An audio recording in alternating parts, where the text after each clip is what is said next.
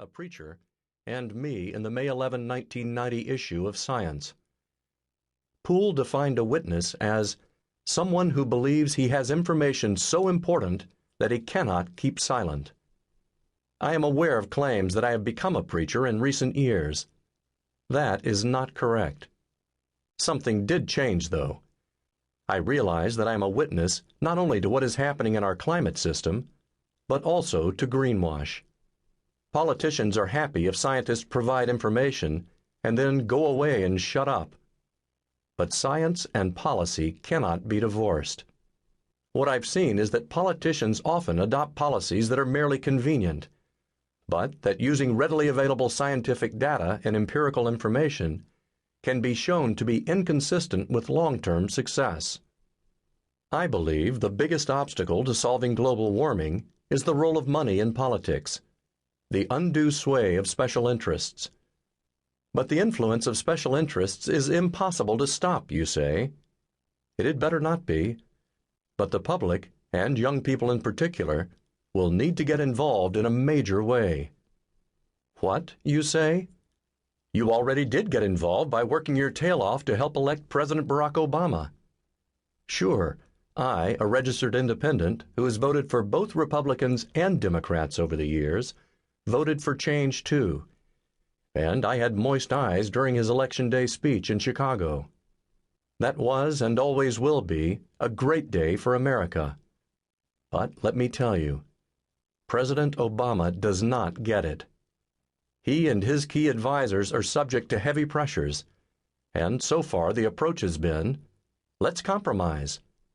So, you still have a hell of a lot of work on your plate. You do not have any choice. Your attitude must be, yes, we can. I am sorry to say that most of what politicians are doing on the climate front is greenwashing. Their proposals sound good, but they are deceiving you and themselves at the same time. Politicians think that if matters look difficult, compromise is a good approach.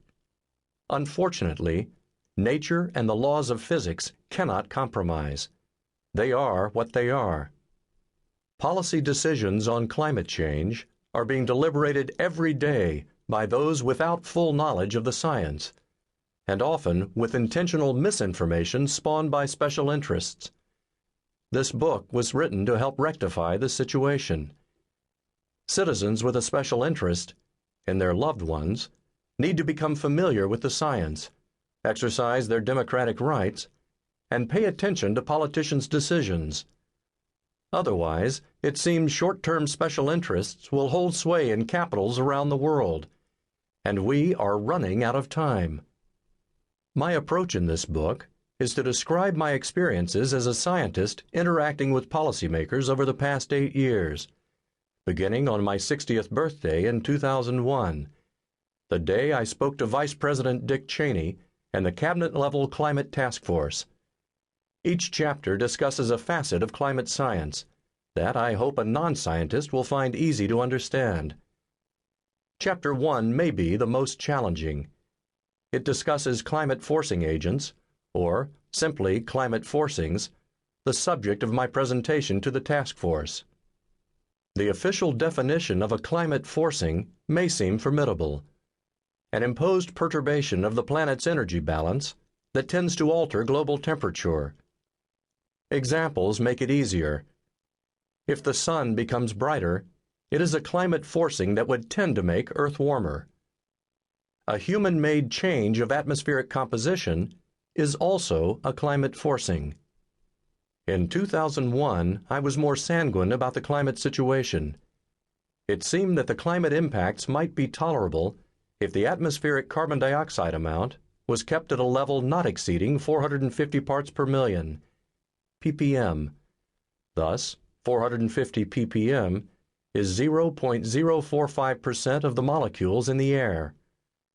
So far, humans have caused carbon dioxide to increase from 280 ppm in 1750 to 387 ppm in 2009.